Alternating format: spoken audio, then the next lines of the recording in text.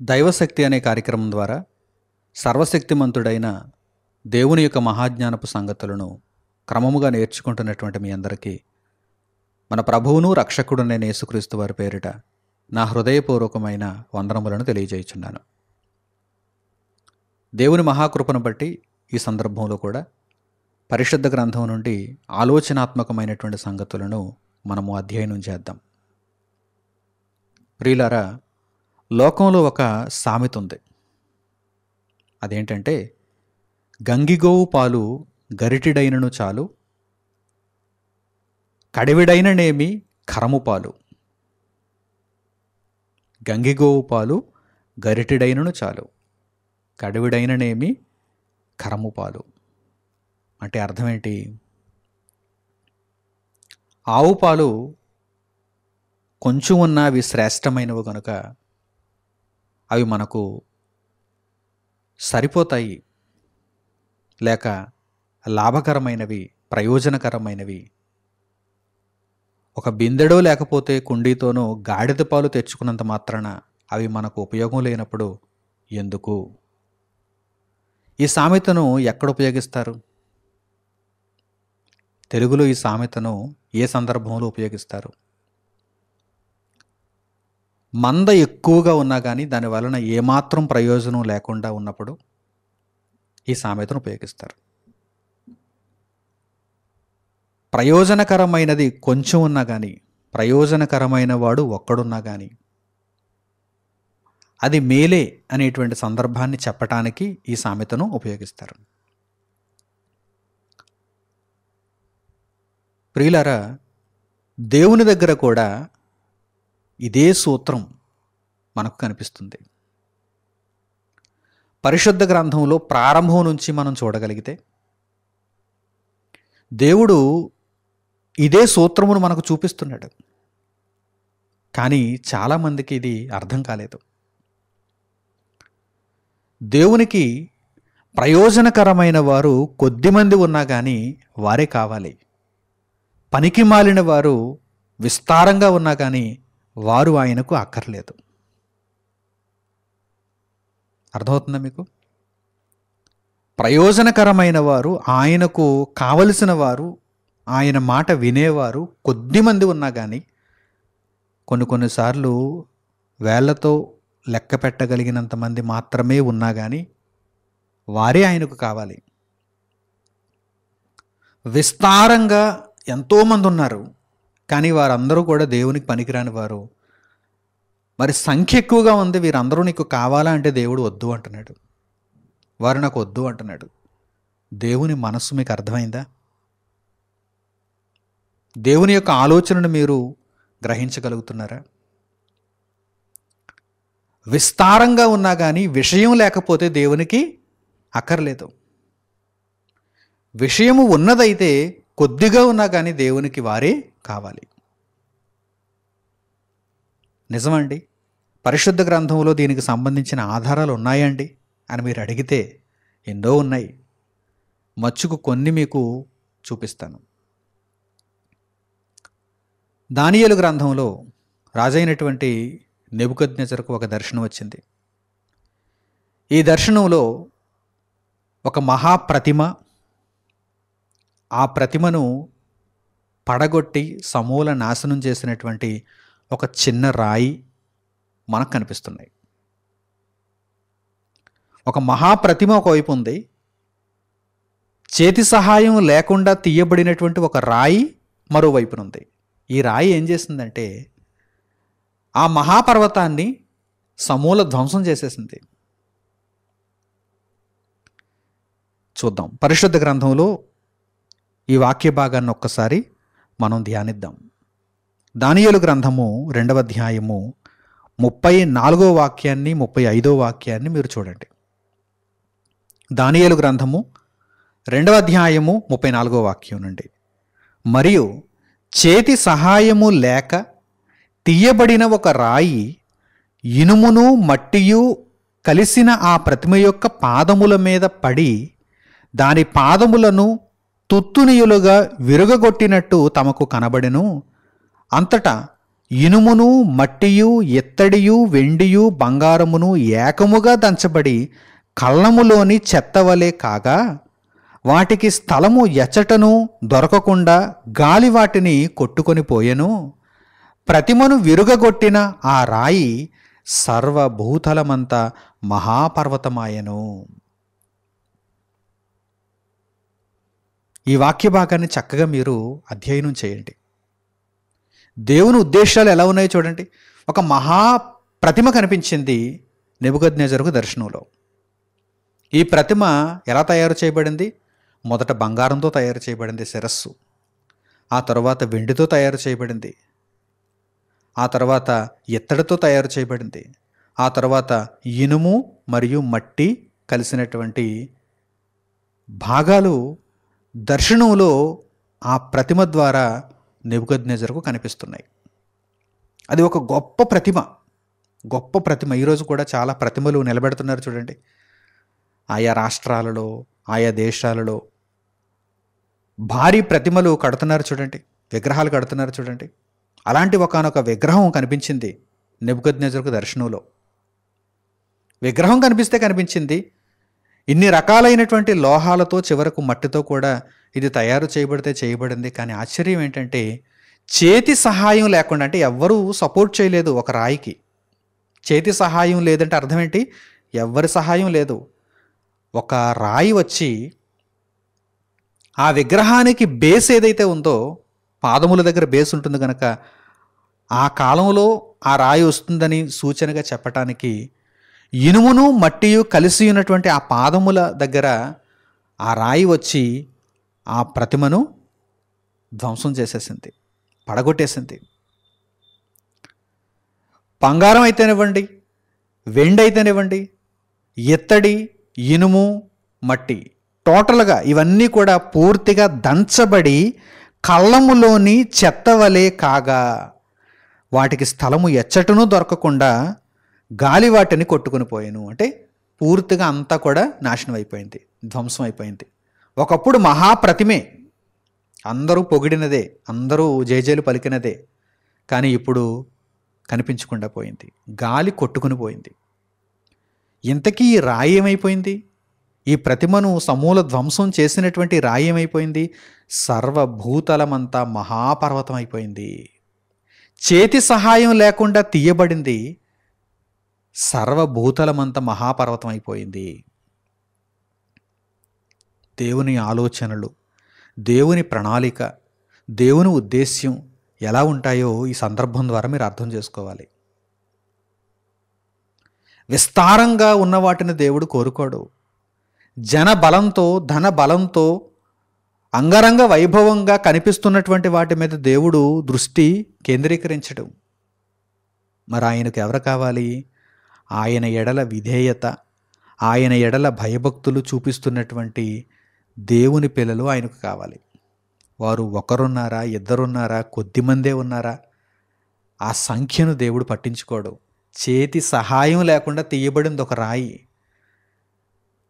ఒక మహాప్రతిమని సమూల ధ్వంసం చేసేసింది, కనిపించకుండా పోయింది ఆ ప్రతిమ, గాలి కొట్టుకుని పోయింది. ఇక ఈ రాయి మాత్రం సర్వభూతలమంతా ఈ ప్రతిమ అయితే ఒకానొక ప్రాంతంలో నిలబెట్టబడి ఉండొచ్చు, కానీ ఈ రాయి అయితే ఎలా వ్యాపించిందో తెలుసా? సర్వభూతలమంతా వ్యాపించింది, మహాపర్వతం అయిపోయింది. ఈ విషయాన్ని మనం చక్కగా అధ్యయనం చేయగలిగితే దేవుని దృష్టిలో విస్తారమైనటువంటి సంఖ్యగా ఉన్నటువంటి పనికిరాని వారు అక్కర్లేదు, ఆయనకు వారు అక్కర్లేదు. ఎవరైతే ఆయన ఎడల భయభక్తులు కలిగి ఉంటారో వారే ఆయనకు కావాలి. వారు కొద్ది మందిగా ఉన్నా సరే వారిని ఆయన హెచ్చిస్తాడు, సర్వభూతలమంత మహాపర్వతంగా ఆయన మార్చేస్తాడు. అందులో దైవశక్తి కనిపిస్తుంది. చేతి సహాయం లేకుండా తీయబడినటువంటి ఒక రాయి మహాప్రతిమను సమూల ధ్వంసం చేసింది, అది కనిపించకుండా చేసేసింది. అంటే ఈ చేతి సహాయం లేకుండా తీయబడినటువంటి రాయి వెనుక ఎవరున్నారన్నమాట? దైవశక్తి ఉన్నది. ఈ పాఠం మనకు అర్థమైతే ఈరోజు మనం కూడా దేవుని సహాయము చేత, దేవుని శక్తి వలన ఆయన నిమిత్తం మనం బ్రతకాలి. ఆయన కొరకు మనము జీవితమును కొనసాగించాలి. మనము కొద్దివారమైనను దేవుని కొరకు నిలబడాలి. మనం కొద్దివారమైనా సరే, చిన్నవారమైనా సరే, ఎన్నిక లేని వారినే కదా ఆయన ఏర్పరచుకుంటున్నాడు. వెర్రివారినే కదా ఆయన ఏర్పరచుకుంటున్నాడు. ఆయన శక్తిని చూపించటానికి, ఆయన శక్తిని వారికి అనుగ్రహించటానికి దేవుడు బలహీనులనే కదా నిలబెడుతున్నాడు. ఈ విషయాన్ని మనం మన జీవితకాలం అంతా కూడా జ్ఞాపకంలో ఉంచుకోవాలి. దైవశక్తికి ప్రాధాన్యతనిచ్చేటువంటి వారు ఎవరు అంటే బలహీనులే, వెర్రివారే, ఆయన ఎడల విధేయత చూపిన వారే. అలాగే పరిశుద్ధ గ్రంథంలో మనము యోషియా గ్రంథములో వ్రాయబడినటువంటి ఒకానొక వాక్య భాగాన్ని చూస్తే ఇశ్రాయేలీయులను దేవుడు ఎలా ఏర్పరచుకున్నాడో అక్కడ తెలియచేయబడింది. ఇశ్రాయేలీయులు ఏవైనా పెద్ద జనం అండి ఆయన ఏర్పరచుకున్నప్పుడు? దేవుడు ఇశ్రాయేలీయులను ఏర్పరచుకున్నప్పుడు ఇశ్రాయేలీయులు ఏవైనా పెద్ద జనాంగమా? ఒక్కడితో ప్రారంభమైంది ఇశ్రాయేలీయుల ప్రస్థానం. అతడే అబ్రహాము. దేవుని పట్ల అమితమైనటువంటి విధేయతను, విశ్వాసాన్ని చూపినటువంటి వ్యక్తి అబ్రహాము. ఇశ్రాయేలీయుల యొక్క ప్రస్థానం అంతా కూడా ఒకనితో ప్రారంభమైంది, అబ్రహాము. ఆ తర్వాత ఒకడే ఇస్సాకు, ఆ తర్వాత ఒకడే యాకోబు, ఆ తర్వాత 12 మంది. ఆ 12 మంది నుంచి విస్తరించారు. ఈ ఇశ్రాయేలీయుల యొక్క ప్రారంభాన్ని గూర్చి, ఇశ్రాయేలీయుల యొక్క ప్రస్థానాన్ని గూర్చి ఇక్కడ వ్రాయబడింది చూడండి. యెషయా గ్రంథము 41వ అధ్యాయము 14వ వాక్యం. ఆ మాటలను మీరు చూడండి, మీకు ఆశ్చర్యం కలుగుతుంది. యెషయా గ్రంథము 41వ అధ్యాయము 14వ వాక్యం. పురుగు వంటి యాకోబు. పురుగు ఎంత ఉంటుందండి? చిన్నది, ఆకారానికి చిన్నది, అల్పజీవి. ఎవరైనా దానిని చంపాలనుకుంటే చంపేయచ్చు.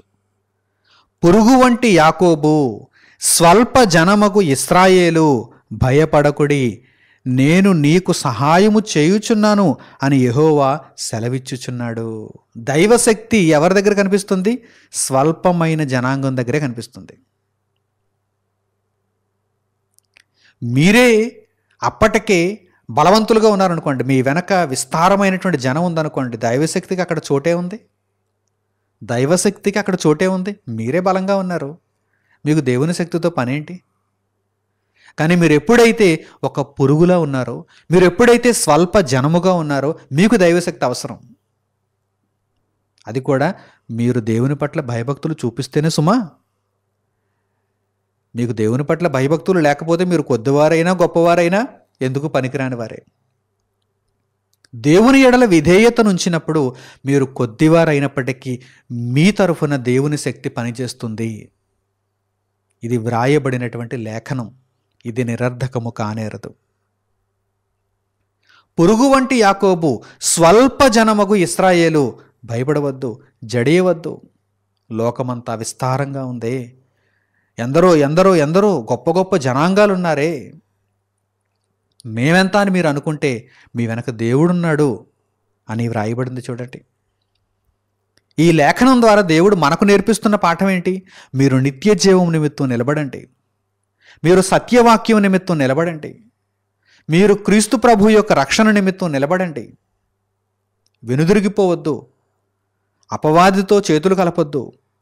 మీరు దేవుని కొరకు నిలబడండి, మీకు దేవుని శక్తి తోడుగా ఉంటుంది. మీరు పురుగు వంటి వారుగా ఉన్నా కానీ, మీరు స్వల్ప జనముగా ఉన్నా కానీ మీకు దైవశక్తి తోడవుతుంది.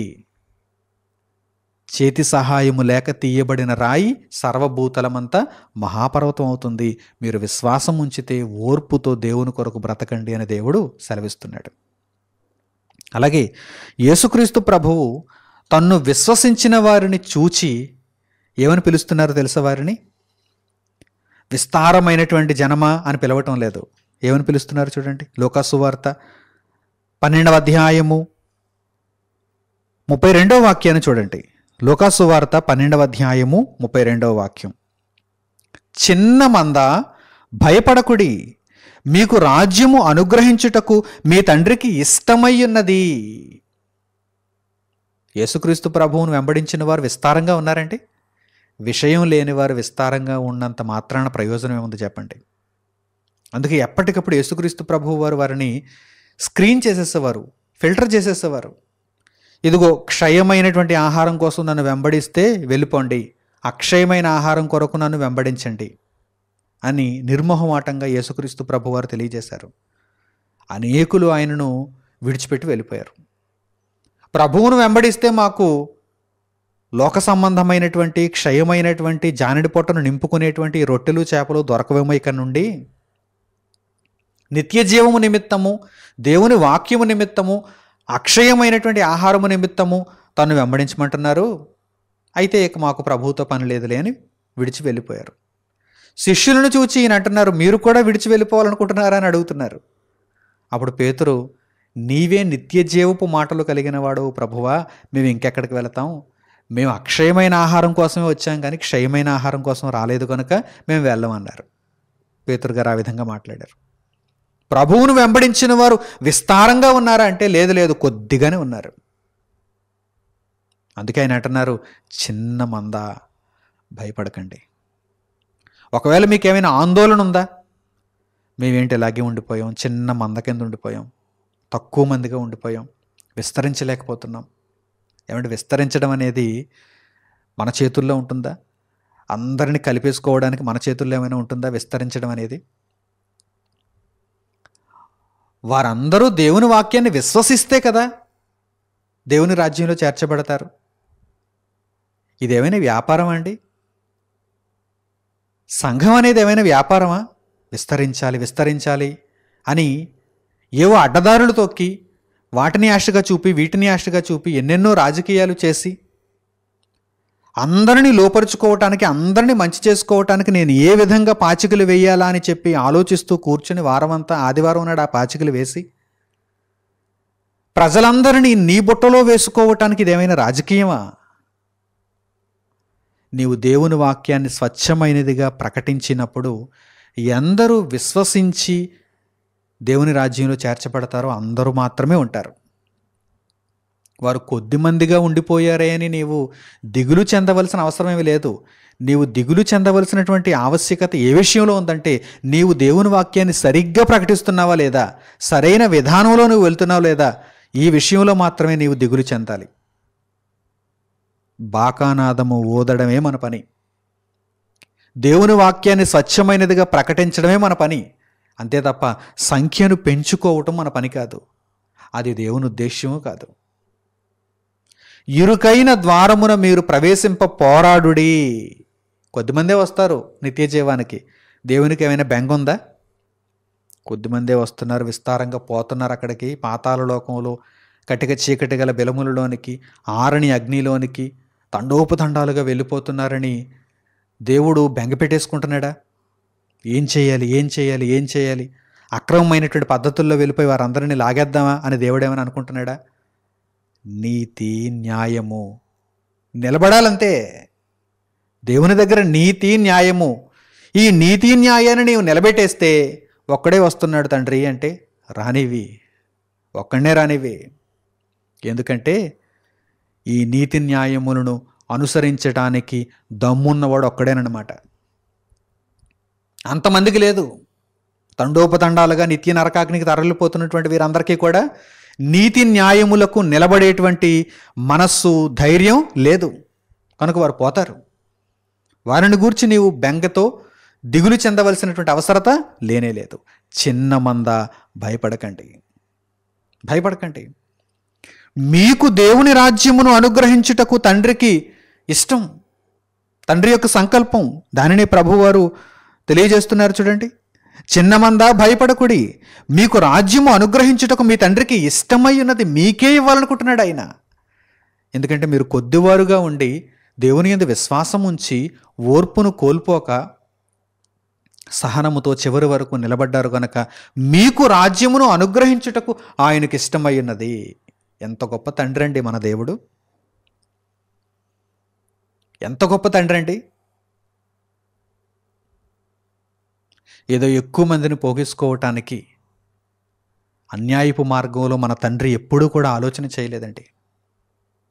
లోకంలో అయితే కొంతమంది అన్యాయపు మార్గంలో వెళ్ళడానికి గడ్డి తింటారు, అక్రమముగా నడుచుకోవడానికి గడ్డి తింటారు. అంటే వారికి ఇక ఏది పట్టింపు ఉండదు, నాకు సంఖ్యే ముఖ్యం అనుకుంటారు.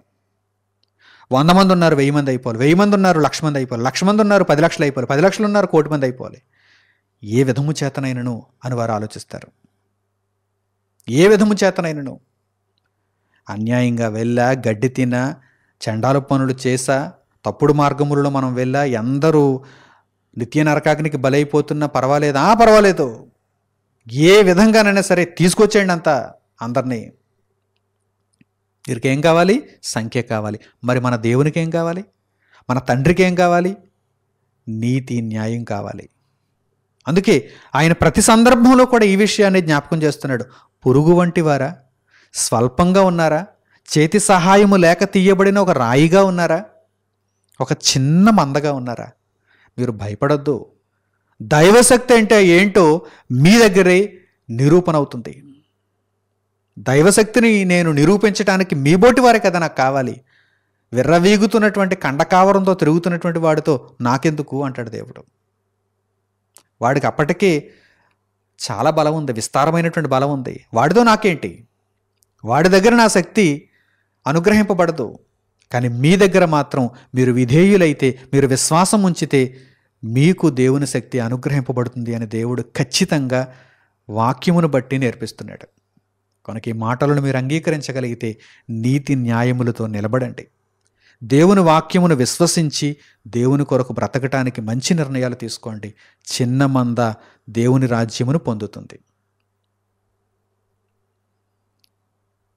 ఒక చేతి సహాయము లేక తీయబడిన రాయి సర్వభూతలమంతా మహాపర్వతం అవుతుంది. ఒక పురుగు వంటి జనము, ఒక స్వల్పమగు జనము ఖచ్చితంగా దేవుని యొక్క సహాయమును పొంది రాజ్యాలను జయిస్తుంది, నిత్యకాలము నిలబడుతుంది. ఆ దేవుని రాజ్యములో నాతో పాటు మీరు అందరూ కూడా నిలబడాలని, కొనసాగాలని, క్రీస్తు కొరకు చివరి వరకు మీ యొక్క జీవితమును అర్పించాలని హృదయపూర్వకంగా కోరుకుంటూ ఈ సందేశమును ఇంతటితో నేను ముగిస్తున్నాను. తండ్రి అయిన దేవునికి ప్రార్థనలు ఏకీభవించండి. మహోన్నతుడును మహాపరిశుద్ధుడునైన మా కన్న తండ్రి, మీ మాటల ద్వారా మీరు మాకు అనుగ్రహించిన ఈ ఆదరణ నిమిత్తము మేము ఎంతగానో సంతోషిస్తున్నాము తండ్రి. మీరు అప్పగించిన బాధ్యతను విడిచిపెట్టకుండా మీ సంకల్పమును నెరవేర్చుచు యేసుక్రీస్తు ప్రభువును పోలి నడుచుకొనగలుగుటకు మాకు ధైర్యమునివ్వండి తండ్రి. లోకాశల వైపు చూడకుండా మీ చిత్తమును నెరవేర్చుటలో ఉన్న సంతోషాన్ని వెదకుతూ అంతము వరకు క్రీస్తు సువార్తను లోకమందంతటా నీతి కలిగినదిగా, సత్య సంబంధమైనదిగా, న్యాయబద్ధమైనదిగా ప్రకటించగలుగుటకు మమ్మల్ని అందరినీ మీ చేతుల్లో బలమైన సాధనములుగా వినియోగించుకొనమని మిమ్మల్ని వేడుకుంటూ మా ప్రార్థనా మనవులను మా ప్రభువును మా రక్షకుడునైన యేసుక్రీస్తు వారి పేరిట మిమ్మల్ని వేడుకొనుచున్నాము తండ్రి. ఆమేన్. అందరికీ వందనములు. సెలవు.